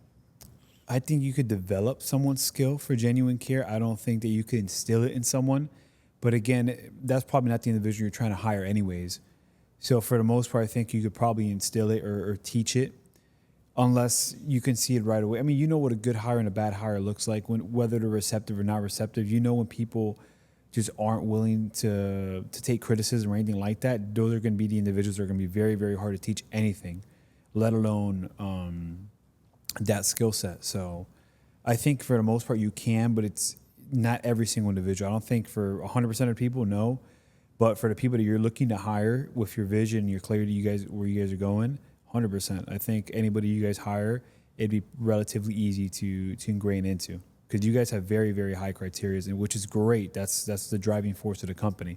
So I think as long as any individual or any company has those set standards for hiring, that's going to clear out a lot of the noise on having potential individuals that may not be able to acquire that skill set or develop that skill set. It's a great perspective. I'm going to answer this with a story. So the trainer we had for Ritz-Carlton, great storyteller. She shared a story. She's on her way. She's at the airport. She's about to travel to some location. She's with her brother. Turns out, as she's about to board a plane, she sees the person in front of her drop the wallet, and they just keep walking. Her and her brother both look down. They both saw it. They're about to board a plane. What does she do? Leaves her bags with her brother, grabs the wallet, and goes to chase down this person. Finally, by the time she gets a hold of this person, they're a couple gates down. She's out of breath. Sir, I have your wallet. You dropped this on the floor back at gate D. Just want to give it back to you. I hope you have a great day. Great conversation. Very glad to have people like that. You know, her brother is about to board the plane. She finally catches up. She's out of breath. The brother goes, we almost missed boarding the plane. Why did you do that? And in that moment, she laughs. And it sucks because you can't teach someone to have that skill set. You can't teach someone to have that genuine care. He was more focused on making the plane. Sure, I mean, you paid a couple $100 to go on that plane. I don't want to miss it myself. But you know what? That person's life could have been in shambles. Why are they traveling? Why are they in a rush? They dropped their wallet. They didn't know this. Something happened in their personal life. Maybe they're just late. Benefit of the doubt. But something probably happened where they're just numb to what happened. But someone was there just to get their wallet back. What a great experience. Sure, they share the concept. You cannot teach someone to have genuine care. You hire the genuine care. Now, who goes to show with, selling the dream, the vision for someone to actually work along the lines of being someone who is genuine and showing those traits, but it's something that they believe it's an innate ability where you have the trait of being genuine. So Ritz-Carlton attracts a certain audience, and sometimes, not sometimes, they say that if you apply for a position, but with your experience, the way you have, these different levels of interviews and conversations and what your resume says and your level of experience, they'll refer you to a different position within Ritz-Carlton as long as they know it's going to fulfill you 100%. They don't need to fulfill that position for someone who might be qualified. It's 110% qualified, and they want to make sure that you are fully aware as to what you're doing, and how you would succeed in that role. So they don't just put anybody in place. They hire the genuine care. Got it. Oh, that's great. So it was a very much a great experience. That was a long tangent here. We just went on talking. No, but that's great because, getting down to the point for everyone that may not understand the point of that is it all starts with you and how, look, I've always said it, the way you start very much is the way, ends up being the way you end. You start off on the right foot, having the right criteria in place, having the right systems in place, holding people to that standard where, hey, look, we have this vision. This is our job. This is what we're trying to do. But we're humans at the end of the day. You got to treat everyone with respect. As long as you have your boundaries set on expectations, the driving force is going to be a lot easier because that these are individuals that are already in the right headspace and have the right mentality to move forward and be receptive. I mean, that's why Ritz-Carlton is very specific and have set criteria to hire certain individuals, which is great. You mentioned it, that, if you're applying for one job, but they think that you're really best in this other job, that'll be more fulfilling for you. In their eyes, it's like, great, yeah, look, we're only looking for this position, but we can help this individual out by putting them into this position, even though we don't really need someone for that spot, but they're going to be a very good add-on into that position. It's going to be more fulfilling for them, and we like all their characteristics. It's just not best for the position we're currently looking to hire, so we'll move them to this position instead. And I think that's very, very key, and a lot of people, that's going to go over their heads and not realize that the beginning of the way you hire someone is also going to determine their performance and how well they do throughout the process. Yeah, and I think I might be wrong in the statistics, so don't hold me to it. The industry turnover for in hospitality and hotels, it's just about I think it's less than 50% or so turnover. Ritz-Carlton is just under 20%. I think it's 17% their turnover. Why? They're very strict who comes to be a part of the ladies and gentlemen of Ritz-Carlton, but also knowing that we're very intentional. We hired the right person, the right people to be a part of the community and the team, that they wanted to be here and they're going to work to their best. I'll share a quick story just because we're focused on this area here. There's a lady. She is the person who, flips the bed, flips the hotel room. She's the maid that cleans. She's the ladies and gentlemen of Ritz-Carlton. She's going to clean that room. She cleans 17 rooms on a day-to-day basis, 17 toilets. But during our training, they share this lady. She's so happy. She's smiling. She's so excited to go clean that room. And you might say this might be a setup. Well, Antonio, what are you talking about here? This lady is excited to clean a bedroom, and she's that motivated to go ahead and clean 17 rooms in Ritz-Carlton a day because she loves what she does. She's empowered. She said when I walk them to their room, or when they open the room and it smells good, and there's a smile on their face, it makes her feel good and fulfilled. So when they put the right people in the right positions to have the right conversations, the right impact that fulfills them and their purpose, man, they're going to go above and beyond to make sure the clients, the customers, are going to get the experience and then some, just for putting trust into your brand. So for someone who arguably, if you clean some toilets, you're not gonna be smiling, right? You and myself, that's not our purpose. But for someone who that's their purpose and they know it's gonna create an impact and make them feel good, they travel from around the world to come to this very moment, it makes her smile. Man, we need more people like you. And it could be any position, but we need someone who is fulfilled doing that type of work. I agree. So you had asked me this question earlier on. I want to ask you this. What's your 5-year outlook look like? It's a great question. I'm so glad you went back to it. The 5-year outlook, I'm a totally different person. Totally from the way I operate to the role I have in my family, the peers around me.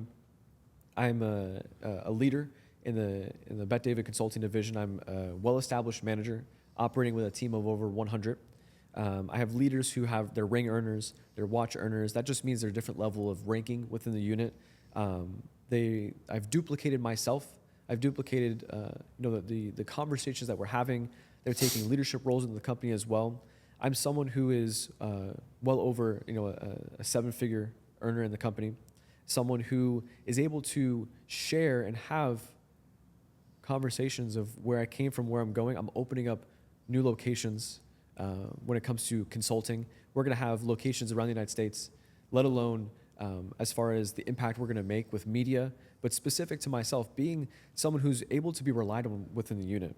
Not only am I able to duplicate my process, hire and recruit and train, and making sure entrepreneurs that we speak to get the same level of hospitality, same level of accountability, leadership from all of my associates, all of my consultants that report to me, making sure they get the valuetainment way, making sure they get that fulfillment, that sense of drive, that sense of, hey, we're here for you. We're going to operate. This is how we're operating. To answer your question, the next 5 years, being able to fully take care of my parents and my family, being the leader not only in my family, but the center of influence. I'm someone that people come to for answers to questions or mindset or approach. Why? Not because that fulfills me, but it's because I know that I'm doing what fulfills my purpose. I have the right leadership, the mindset, the accountability that others can reflect and duplicate that I know directly comes from a genuine source. I want to provide that to entrepreneurs around me. That's one. Two is the role I play within the unit. Like I mentioned here, the team I have, 100 consultants reporting to me directly, building different divisions. Someone where we go ahead and train new locations. Antonio, go ahead and take over that location. They have 30 new consultants. You have to go ahead and they have 3 months to make sure that they get fast tracked and build their own teams. But 5 years from now, we're operating at a whole different level. We're talking with Fortune 500 companies. We're directly consulting the President of the United States. That's all possible. That's where the vision is set right now. I'm very much going to play a role in that. I like that. One last question for you. If you were to leave everyone off of one tip, whether they're in their starting phases of, hey, look, I just left high school and I want to become an entrepreneur. I love business, something that intrigues me. Or for the individuals that are already, at the high echelon of where they can be at in their industry, what would be one, let's say two, let's say one tip for someone starting out from zero and then someone that's already, let's call it, they've already made their first 7 figures. So give me one tidbit for each of those things. I'll start with the person who's trying to figure it out. Mm-hmm. They're just they're either about to graduate high school or they're trying to figure out next steps. What advice can I give them? I would share, try to do everything and anything that comes to your mind. Be an open book. Ask for advice. Ask for help. I would be a sponge in everything that I do. I want to be in the environment where someone's able to tap on my shoulder and say, hey, listen, do it this way. Check this out. Try this. One of the biggest, when I shared the story at the beginning of this podcast, was how I started my software company. I thought I knew a lot. I thought I was a hard worker. I was nobody. I was trying to figure it out. The lesson I would give, your books are your best friends. Someone, like you always say, find a mentor, find someone who's been or is going down the footsteps that you want to go down, just so you can get that advice. But if you have no idea which direction to go, be careful who is in your ear. You might be getting advice from mom. You might be getting advice from dad. You might be getting advice from someone who is, getting into the trends of crypto, NFTs, fads, and all those different things. Be careful. Why? Because everything is so intriguing early on. Oh my God, we're going to make so much money. We're going to do this. 3 months later, John, Where'd you go? Oh man, I'm driving Uber. It's just a part-time hustle. Then they get a little defeated. Sometimes all it takes is one little mistake or one little conversation where it derails you because you got, and I could easily say this, you got played, but you don't know what you don't know. Stay close to books. Be careful who you're listening to. Seek advice and mentorship. I would say as far as who to watch on YouTube, of course, Patrick Bet-David. He's going to give you both sides of the story. He's not biased. He's going to share his level of leadership. He's going to share where he came from, the decisions he made. I would also share as far as just mindset and motivation. If you're someone who needs a little bit of a kick in the butt and get moving, David Goggins was a huge guy for me. As far as I ran a half marathon 2 years ago now. And, I just needed that someone just to kick my butt. I needed someone to get me there, just stay focused, stay motivated. I was doing the 75 hard challenge. I needed that opportunity to just say, stick it through. I'm day 55. I can't let go of the second workout. Continue to push through it. Be careful who's in your mind. Stay close to books and seek advice from as many people that are ahead of you, but be careful of the small thinkers. That's the person just getting started. The 7-figure entrepreneur, what advice would I give them? Effectiveness, hunger, and clarity. Rate yourself. Because if you have a team, odds are if you're running a 7-figure operation, you might have a small team. It's safe to say probably 3 to 5, depending on the industry. How clear are you on effectiveness, on your hunger, on your clarity? Why? Because if not, your team is suffering. You have big goals, you have big dreams, but guess what? Do you know the big goals and dreams of Johnny on your team, of Susie, Alex? Do you know what they want to do? Are you very specific as to what drives them? Having those conversations, because they go from, man, this is just a job, to, oh man, Devon, man, that guy, he is family. He cares about me. He invested in me. We built a business plan. He knows what drives me. Man, you just uncovered a whole new animal in me. Why? Because you showed that you care. It's not just a 9 to 5 where, I clock in, clock out. I write these emails and I do my job for the day. No, man, we're going to take over the world. Why? Because he cared enough to share this with me. I'm clear. Investing in your leadership is the biggest area of focus that I would share. So I thank you for that question, but I'm going to flip it back to you. For someone who is, around the similar age, early 20s, who is looking to find, build their first business, or to have conversations and say, you know what, there's something bigger and there's something better out there for me. You run 3 operations. You're about to go to Texas. What advice would you give from someone who, like yourself, didn't come from much? What advice would you give that person? Well, this is something I tell everyone from my team. Look, the way you do anything is the way you do everything. And you can even flip it. The way you do everything is the way you do anything. And people don't understand how important that is, but it's extremely important, from point of contact when it comes to, contacting a client, when it comes to fulfilling a service, when it comes to carrying a team meeting, when it comes to being personable, when it comes to being intentional, man. If you do 100% in every single thing that you do, you're going to bear fruit at the end of the journey. But you just have to stay hungry, stay clear, and you always have to realize that you don't want to be leaving points on the table, right? Do an audit on anything that you do. Let's say you fulfilled a service, you had a conversation with someone, ask, okay, well, how well did I do in that conversation, right? Did I leave anything on the table, right? Is there anything else I could have addressed? Could I service them better? Could I have been more intentional? Look, I did this service, or I went to the gym. How well did I do at the gym, right? Did I really put it all out there? If I didn't, then okay, that means tomorrow I got to improve. I got to do better, right? How about my relationship? How well am I with my girlfriend? How well am I with my mom, dad, friends? Because people don't realize it. Look, that's your life right there, right? If the way you carry your relationship is the way you're going to carry your business, the way you carry your business is the way you're going to carry your friendships, right? You mentioned it multiple times in this podcast that, look, if you're going to have individuals weighing you down, that's going to affect everything else. So you have to constantly be leveling up and keep helping everyone as much as you can and help and hold everyone accountable. That comes down to doing the way you do anything is the way you do everything, right? If you're carrying everything to such a high degree to where you're always willing to improve and you're always willing to not leave any points on the table and be hungry, that's going to propel your business, so far ahead that you're never going to realize it. And I empower everyone for just the first 100 days of the year, whether it's, let's say you're watching this in February, perfectly fine. Count it, right? Hey, look, February 1st, for the next 100 days, I'm going to work nonstop every single day. I'm not saying work 15, 20-hour days. I'm not saying that. I'm just saying make sure that you're effective for 100 days straight, and just watch at the end of that 100-day run how well you're going to be doing or where you're at.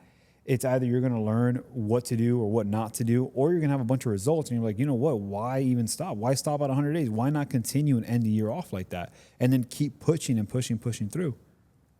Huge. And I think that'll help anyone from starting out to high 7-8 figures. Then obviously it changes a little bit once you get past that. Amazing. We finally crossed our first podcast. Yeah. This was fun. Likewise, bro. I enjoyed it, man. Well, if you want to stay connected and for us to have conversations here, we put a little QR code here on the screen just to stay connected, whether it's LinkedIn. We have Minect. Minect is an app where you can not only talk to us, but have conversation with other experts out there in the world. It could be anybody. It could be lawyers. It could be accountants. It could be someone who can help you through making content. There's many different experts out there. You can pay by the minute to have conversations. You can also find our Minect link up there. But I want to say it's been a pleasure. Devon, we appreciate you, brother. Likewise, brother. Absolutely.